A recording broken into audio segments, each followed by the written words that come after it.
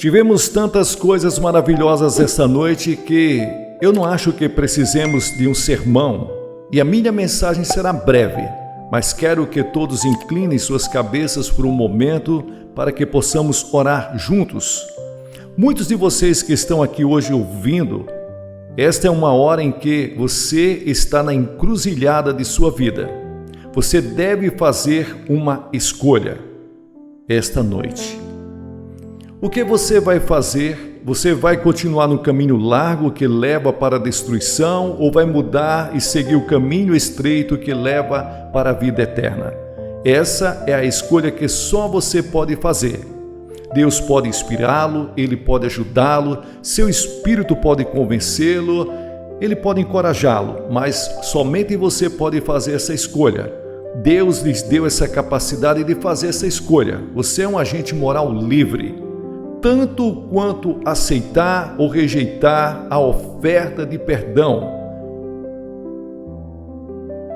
Você deve fazer essa escolha esta noite. E quando você ouvir a mensagem como você vai ouvir esta noite, e como você já ouviu a música, as palavras, os testemunhos, você se torna responsável 100 vezes mais. E você sabe, quem muito recebe, muito é exigido. Portanto, preste muita atenção no que você vai ouvir e responda ao chamado de Cristo. Nosso Pai, oramos para que Teu Espírito Santo convença do pecado, da justiça e do julgamento e que muitos digam sim a Cristo esta noite, pois pedimos em Seu nome que os homens esta noite, Senhor Jesus. Então quero que vocês voltem comigo para o 9º capítulo do livro de Hebreus, e tem uma frase dessa passagem que eu quero que usemos como um texto esta noite, que diz: sem derramamento de sangue não há remissão de pecados. Sem derramamento de sangue não há perdão. Nós lemos em nossos jornais recentemente sobre os guardas vermelhos da China, marchando pelas ruas de Pequim, gritando um slogan. E era um slogan interessante. O slogan deles era: sem derramamento de sangue não pode haver revolução. Sem derramamento de sangue não pode haver revolução. O ex-presidente do corpo estudantil da UCLA, que agora é cristão, disse a um de meus associados recentemente que o sangue é o símbolo da Revolução Mundial. E disse que muitos nos campos universitários falam que o sangue se tornou o símbolo da revolução. E ele declarou que nunca teria se tornado cristão se não fosse por ter ouvido a mensagem: sem derramamento de sangue não há remissão de pecados. Então eu tenho certeza que todos nós lembramos disso, daquela noite trágica quando o senador Kennedy foi morto no hotel aqui em Los Angeles, e acho que todos nós nos lembramos de ver aquela poça de sangue na televisão, no chão, ou quando o presidente Kennedy foi morto em Dallas e a senhora Kennedy voltou a Washington e ainda havia sangue em seu vestido. Ou o sangue de Martin Luther King quando ele estava deitado na varanda daquele hotel em Memphis, Tennessee. Sangue é muito interessante que quase todas as religiões do mundo usam o sangue como um símbolo, ou usam o sangue para fazer expiação aos seus deuses ou ao Deus que eles servem. Lembro-me quando estava na faculdade que eu fiz um trabalho de faculdade em antropologia e fiz a minha tese sobre o sangue.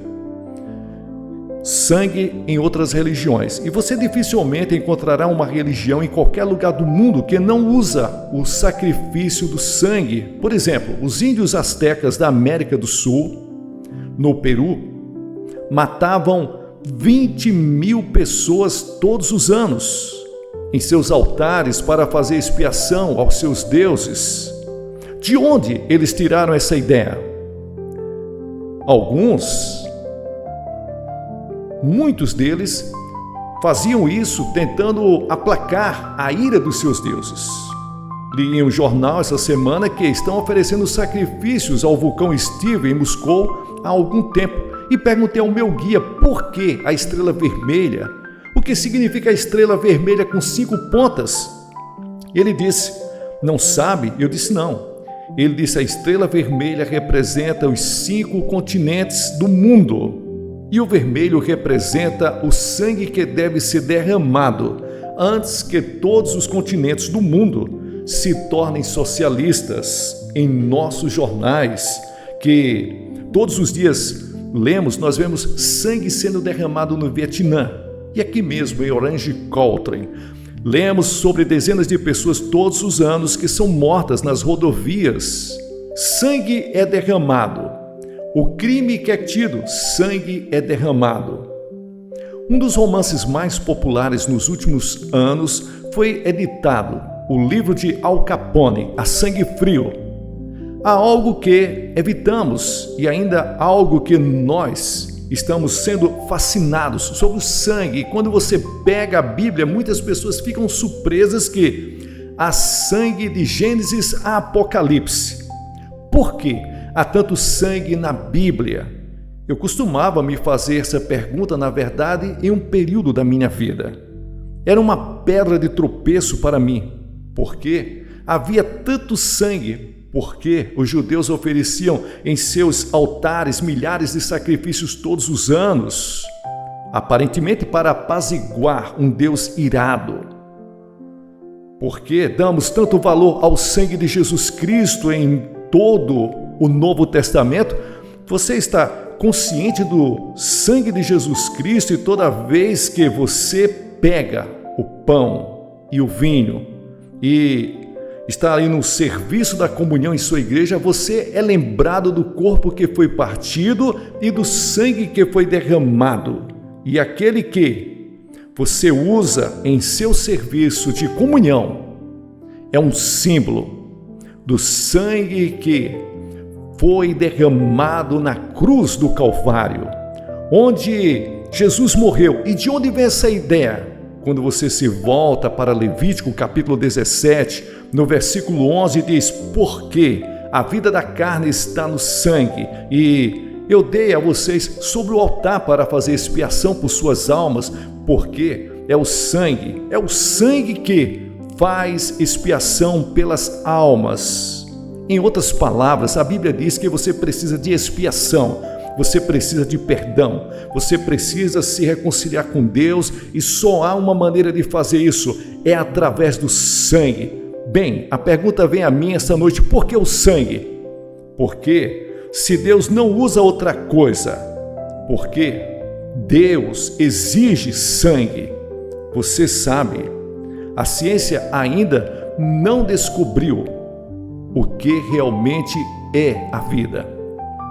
Há algumas pessoas que têm uma ideia de que nos próximos anos a ciência pode ser capaz de fazer um ser humano, mas eles estão errados. Eles podem ser capazes de fazer um corpo e um cérebro, mas nunca serão capazes de fazer um espírito ou uma alma.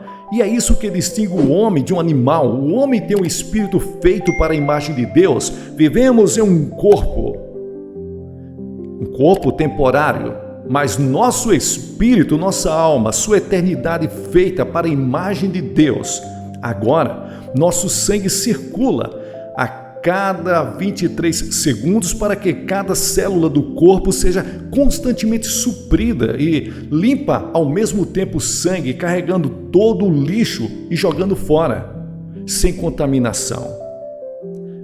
É a substância mais misteriosa do corpo e é composta da vida do corpo, e cada um de nós aqui, essa noite, preto, branco, vermelho, amarelo, rico, pobre, somos todos parentes, somos todos irmãos de sangue. Tentem entender isso. Deus fez de um só sangue todas as nações de homens. Todos nós estamos diante de Deus, podemos ter face diferente, mas todos nós temos a mesma origem. Viemos de Adão, todos nós temos o mesmo sangue, a mesma relação de sangue. Melvin é meu irmão, está aqui essa noite, mas todos vocês são meus irmãos e irmãs pela criação e em um sentido especial. Se você conhece Cristo, nós somos irmãos e irmãs, membros de um só corpo, de um grupo especial chamado na Bíblia de o corpo de Cristo. Mas é o sangue de Adão que corre em minhas veias. E se você é judeu, negro, branco, gentil, pagão, um culto, é o sangue de Adão, porque esses são os problemas, porque você vê o sangue, carrega a sentença de morte. A corrente sanguínea foi contaminada por uma doença chamada pecado. E a Escritura diz em Romanos: portanto, como por um homem o pecado entrou no mundo e a morte pelo pecado, e assim a morte passou a todos os homens para que todos venham a pecar, todos pecaram. E Deus disse: Adão, no dia em que você se rebelar contra mim, no dia que você pecar, comer dessa fruta, eu digo que você não deve comer, mas se você comer, se rebelar, você morrerá. O homem deliberadamente quebrou a lei de Deus e, portanto, recebeu a sentença de morte que caiu sobre ele. Não apenas a morte física, mas a morte eterna, separação de Deus, julgamento, inferno, separado de Deus. E separado da vida de Deus por causa do pecado. Pecado de Adão. Eu sou parente de Adão, sou filho de Adão. Por um homem, pelo homem Adão, o pecado entrou no mundo. E quando Adão caiu em desgraça com Deus, eu caí. Quando Adão recebeu a sentença de morte, eu recebi a sentença de morte. E hoje a sentença de morte pesa sobre todos os nossos irmãos e irmãs pelo mundo inteiro. Por isso que tem cemitérios testificando o que foi designado ao homem uma vez morrer. Mas esta é apenas a morte. Existem dois tipos de mortes na Bíblia: a morte espiritual. Muitos de vocês estão vivos fisicamente, mas sua alma está morta para com Deus. Não encontra felicidade e paz, segurança e realização nesta vida. Você pode ser rico, pode tornar-se poderoso, pode tornar-se popular, pode ter todos os bens materiais, mas se sente sem realização, nem satisfação, nem alegria. E muitas pessoas passam a vida inteira à procura de algo, coisas que eles nunca descobrem, porque você tem a morte espiritual, você está separado de Deus. Agora, a segunda morte que a Bíblia chama é a morte eterna. Isso significa que quando você morre, seu espírito vive, mas está separado de Deus. Isso é morte espiritual, eterna. O homem sofre de envenenamento do sangue. Agora, há uma doença no sangue que não sabemos muito, chama-se leucemia. Muitas pessoas morrem todos os anos de leucemia. Mas há outra doença que é fatal para toda a raça humana no sangue, chamada pecado. E tem mortes, pessoas envenenadas, recebendo a penalidade da morte agora. Como podemos ser purificados de nossos pecados? Voltamos direto para Adão e Eva, quando Adão e Eva pecaram contra Deus e se rebelaram contra Deus. Deus poderia ter explodido esse mundo, criado um outro universo. Dificilmente saberíamos disso. Mas Deus amou o mundo de tal maneira que deu seu Filho unigênito. Deus não quis que ninguém perecesse, mas que todos viessem ao arrependimento. Deus diz a Adão: eu te amo, até mesmo quando você errou. Eu quero salvar os seus filhos, os filhos de Deus. Então Deus diz: existe uma maneira magnífica, eu tenho um plano para salvar você. Em Adão nós estávamos nus, agora não há nada de errado com a nudez. Dr. David Herbert está aqui esta noite, presidente do seminário mais completo, e ele escreveu um artigo maravilhoso sobre isso. No início, a nudez era o caminho de Deus, mas tornou-se pervertida e distorcida pelo pecado. E os homens se sentiram envergonhados porque muitos tinham consciência de que ele não era mais inocente. E os homens se esconderam de Deus e tentou semear folhas de figueira e se cobrir, mas eles não conseguiram. Muitos de vocês hoje à noite estão aqui tentando se cobrir com folhas de figueiras. E isso representa a sua religiosidade. Pode ser uma vida razoavelmente bem, suas próprias justiças, participando de igreja, tendo sido batizada, outras coisas e formalidades.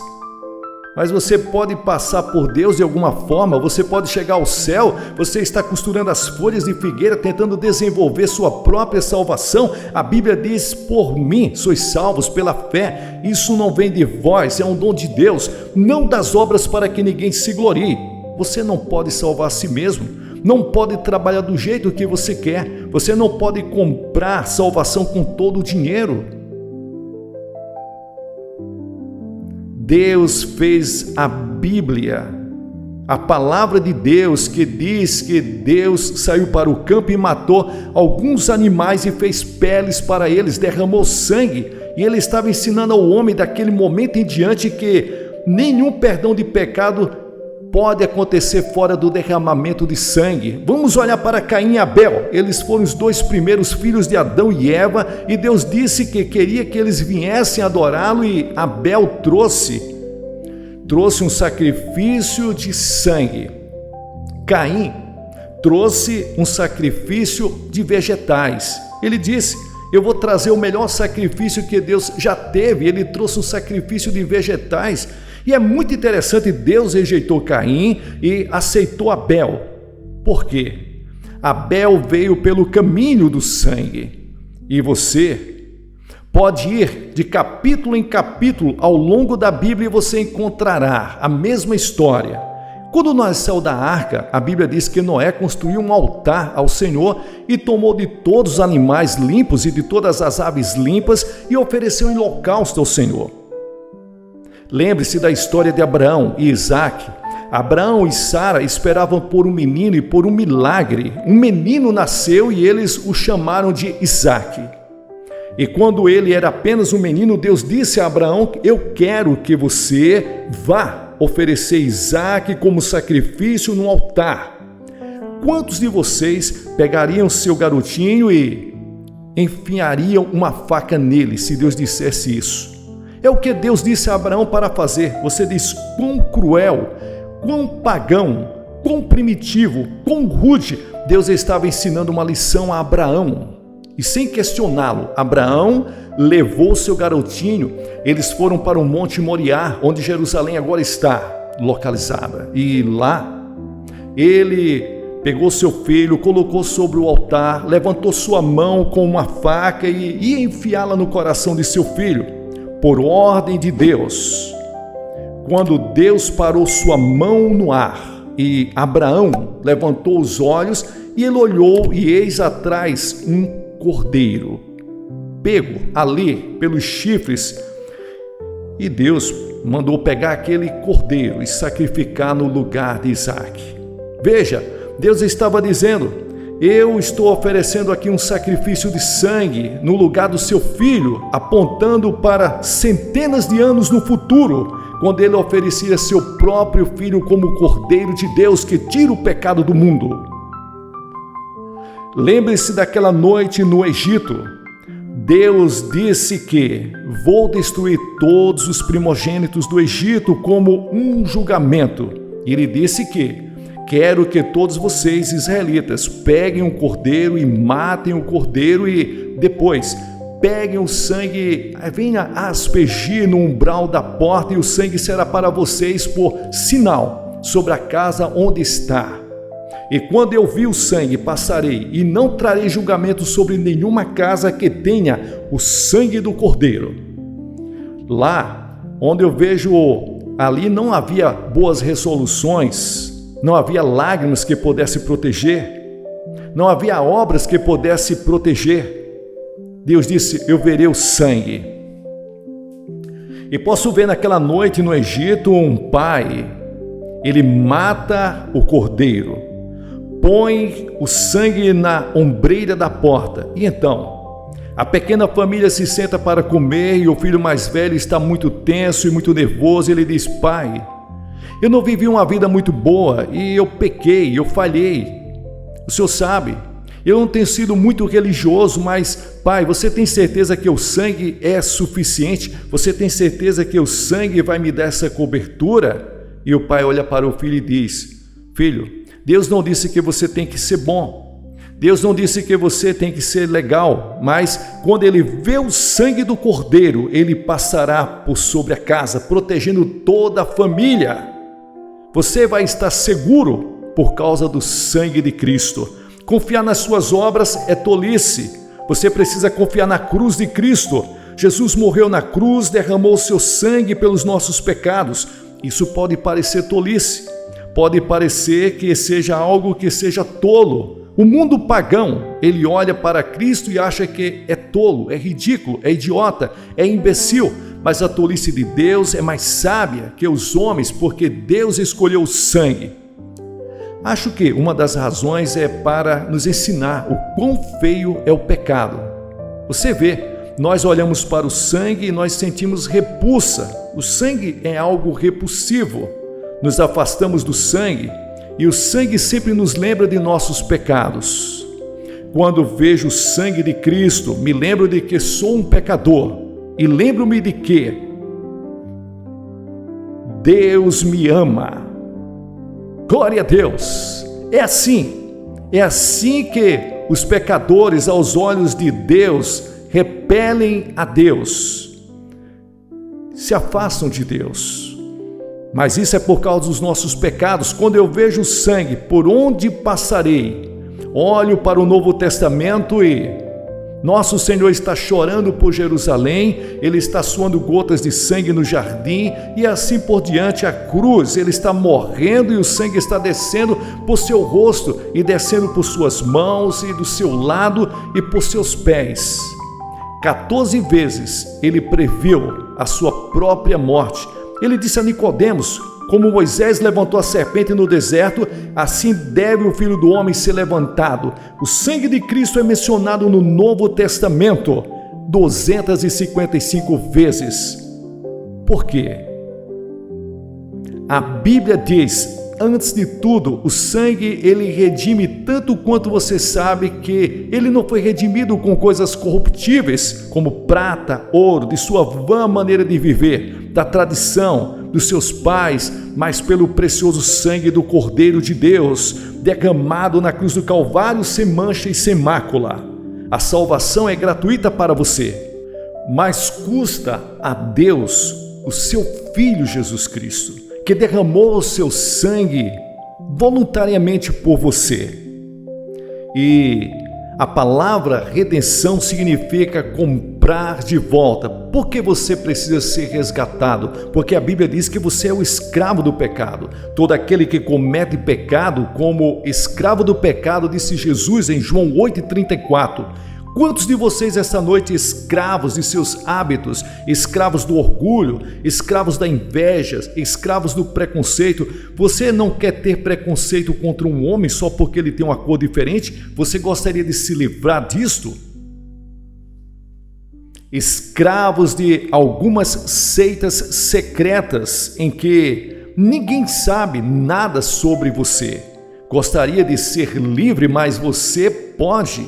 Você é escravo de algumas drogas. Você está tentando se esconder, mas ela está lá e você sabe disso. Aquela coisa secreta lá no fundo, você é um escravo. Você não pode se libertar. Jesus disse que nós somos escravos do pecado. E ele disse: eu vim para comprar você de volta e eu dei meu sangue para comprá-lo de volta. Ele pode tornar você livre essa noite. Ele pode lhes dar uma alegria, uma paz e uma segurança que você nunca conheceu antes, se você deixá-lo entrar em sua vida. Deixe-me contar a história de um amigo que escreveu um livro e diz que ele rejeitou a Deus completamente e se tornou escravo do pecado. Quantos de vocês essa noite fizeram o mesmo? Você não rejeitou a Deus abertamente como esse homem fez, mas pelo seu modo de viver e pela sua atitude, você realmente rejeitou a Deus. Você é um escravo do pecado essa noite. Você gostaria de ser livre? Ele morreu para fazer você livre. Em segundo lugar, a Bíblia ensina que somos justificados pelo sangue. Romanos capítulo 5, versículo 9. Muito mais agora, sendo justificados pelo seu sangue, seremos salvos da ira. Isso significa que nós somos justificados. Significa como se nunca você tivesse pecado. Para ser colocado diante de Deus como se você nunca tivesse cometido pecado, agora pense nisso por um momento. Deus não apenas te perdoa. Você gostaria de ser perdoado, mas Ele faz mais do que isso. Ele te justifica como se o pecado nunca tivesse sido cometido. E é feito pelo sangue de Jesus Cristo. Sendo justificado pelo seu sangue. Não me pergunte como, eu não sei. Mas quando eu aceitei Jesus Cristo pela fé, eu quero te dizer, fui perdoado. Eu quero te dizer isso. Quando eu chegar na entrada do céu, não vou dizer, Senhor, meu nome é Billy Graham. Eu era aquele pregador que preguei naquelas cruzadas. Eu vou dizer, Senhor, eu estou aqui implorando. E não é nada além, a não ser pelo sangue de Jesus Cristo. Essa é a senha, a única senha, a cruz de Cristo. A salvação realizada pelo sangue de Jesus Cristo, o perdão que Deus derrama esta noite, que nos torna limpo, puro, mais do que qualquer virgem que jamais viveu. A visão de Deus é que quando Ele olha para você, Ele vê você completamente limpo pelo perdão dos pecados e Deus não consegue se lembrar dos seus pecados. Você pode lembrar, mas é como se você nunca tivesse pecado. Então a Bíblia diz que o sangue nos torna todos iguais, uma língua, uma raça. Quando você está aqui nessa noite, Deus nos torna membros de um só corpo.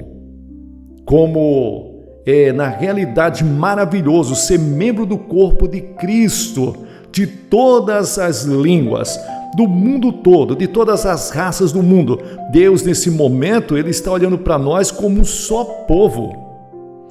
E Ele está lá. Aos milhares, pessoas estão em todos os lugares, mas Deus está olhando como um só povo. Apesar de estar na China, apesar de estar no Japão, missionários que estão viajando pelo mundo, a Igreja de Cristo, Deus tem um só povo, aqui e ali, em todos os lugares. Eu suspeito que algum dia, quando a cortina de ferro for aberta, ouviremos histórias de avivamento que o mundo nunca conheceu. Na China, vai acontecer muito isso. Na Europa Ocidental, esta noite Deus está trabalhando onde membros do mesmo corpo. E quando eu encontrei cristãos no verão passado, eu conheci cristãos de todos os países da Europa Ocidental. Eu os conheci na Rússia, eu os conheci na Tchecoslováquia, na Bulgária, na Romênia, na Hungria. E em todos esses países eu conheci cristãos. Não estive na Albânia. E eu era o irmão deles no momento em que eu os conheci. Nós paramos ali, me deram um tapinha nas costas, nós choramos, foi emocionante nos ver ali. Quando falei com 1000 líderes na Europa Ocidental no verão passado, eles choraram o tempo todo. Eu contei histórias de membros do avivamento do mesmo corpo. Eu não sabia falar a língua deles, mas eu era um membro do mesmo corpo, estávamos unidos, nós éramos irmãos pelo sangue de Jesus. Há uma aliança de sangue ao redor desta terra que nenhum poder político pode quebrar.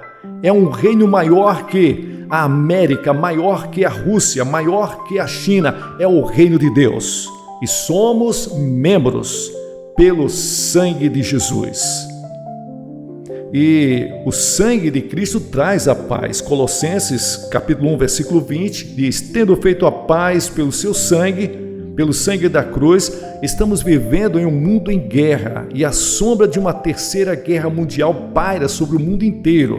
Mas o tipo de guerra de que estamos falando aqui é a guerra que está acontecendo entre Deus e o pecado. Deus faz as pazes através do sangue da cruz. Ele faz as pazes entre você e Deus. Não seria maravilhoso ir para a cama esta noite e saber que todos os seus pecados foram perdoados, que você está justificado aos olhos de Deus e você ter paz em seu coração? E a Bíblia diz que o sangue purifica Revelação capítulo 1, versículo 5. Aquele que nos amou e nos lavou dos nossos pecados em seu próprio sangue. A Bíblia diz que o sangue de Cristo reconcilia-nos. Temos bancos de sangue em várias partes do mundo. E eu me lembro de alguns anos atrás, quando eu fui operado e quase sangrei até a morte. Eles me deram transfusões e fiquei feliz por aqueles bancos de sangue. Hoje à noite há um banco de sangue ao qual podemos recorrer pela fé, que removerá nossa culpa e nossos pecados. Você sabe que existem transplantes de coração. São os médicos que estão fazendo isso no nosso tempo, e 2 fatores determinam o sucesso da operação. Ali, primeiro, tem que haver um doador. Temos um doador eterno, uma pessoa celestial, Jesus Cristo, que morreu por nós e deu seu sangue, e deu seu coração para você. A segunda coisa que o paciente pode é aceitar ou rejeitar o coração que ele recebe. Esse é o grande problema que eles estão encontrando agora, é a rejeição. Essa noite Deus te dá o poder de aceitar ou rejeitar. Tenho certeza que quando o coração é transplantado, já que o paciente não entende toda a química científica envolvida em todo o processo que vai ser feito, talvez o médico também não entenda tudo, e neste caso, eu sei que não entendo tudo, em nenhum lugar da Bíblia diz para que nós venhamos a entender tudo. Você só tem que entender o que a Bíblia diz, que você vem por uma fé simples, infantil. Essa é a razão pela qual Jesus disse que você tem que vir como uma criança. Ele disse que você tem que vir para ser convertido como uma criancinha. Não venha assim tentando ser intelectual, descobrir logicamente passo a passo. Você tropeçará, porque Deus não permitiu que venhamos a conhecê-lo somente pela sabedoria. Você tem que vir pela loucura do Evangelho, e a pregação da cruz é loucura para aqueles que perecem. Em outras palavras, você deve estar disposto a se tornar um tolo por amor a Jesus Cristo e recebê-lo pela fé e fazer algo que parece louco, ridículo, como Moisés levantando aquela serpente de bronze no deserto, como se isso fosse curar alguém, ou como se tivesse alguma qualidade médica, e não tinha. Mas Deus queria que fosse um símbolo de fé. Você vê? Deus quer que você venha a Ele pela fé, que você o agrade pela fé. Agradar a Deus mais do que tudo. Você tem que ter fé em Cristo. Tenha fé que Ele morreu por você. Tenha fé que Ele ressuscitou. Receba-o e diga: vou colocar minha confiança total nele. E então, algo sobrenatural acontece dentro de você, que nada podemos fazer para explicar. Você nasce de cima, a vida se torna nova, diferente, você tem um novo poder, uma nova capacidade de enfrentar a vida. A partir desse momento, tudo que eu vou pedir para você fazer essa noite é para que você receba Cristo. Pai, mãe, jovem, mulheres, crianças, vocês precisam de Cristo em seu coração esta noite. Você precisa ser perdoado de seus pecados, você quer ser justificado aos olhos de Deus, quer ser purificado esta noite. Você quer confiar no sangue de Jesus, somente no sangue de Cristo para a sua salvação. Você quer ter a vida, você quer mudar, quer aceitá-lo, recebê-lo esta noite como seu Senhor e seu Salvador. Você pode ser membro da igreja, você pode ser um oficial da igreja, você pode ser católico, protestante, um judeu. Você pode não ter nenhuma religião, mas Deus falou com você essa noite e você precisa de Cristo e precisa recebê-lo e quer ter certeza que está pronto para se encontrar com Deus. Vou pedir para que faça algo e diga: eu recebo Cristo em meu coração. Se você estiver com os amigos e parentes, eles vão esperar por você. Se você veio de ônibus, eles vão esperar. Eu peço que você se aproxime, porque cada pessoa que Jesus chamou no Novo Testamento, ele chamou publicamente. Faça isso. Ao homem que estava com o braço atrofiado, Jesus disse: venha para o meio. Se você está aqui nessa noite, está disposto a reconhecê-lo perante o seu Pai que está nos céus, você que está aí na parte de cima dessa varanda aí, você que está nas galerias, venha. Vai demorar alguns minutos, talvez você esteja um pouco distante, comece a descer agora. Centenas de vocês se levantem. Se você veio com algum amigo, traga ele aqui na frente. Venha. Depois que todos vierem, eu vou dizer uma palavra Vou fazer uma oração, vou dar alguma literatura e um conselheiro vai aconselhar vocês depois. Aí vocês voltam e se juntam aos seus amigos. É muito simples, mas é muito importante. Pode ser a mudança na vossa vida, para começar a viver uma vida nova, uma nova direção. E eu vou pedir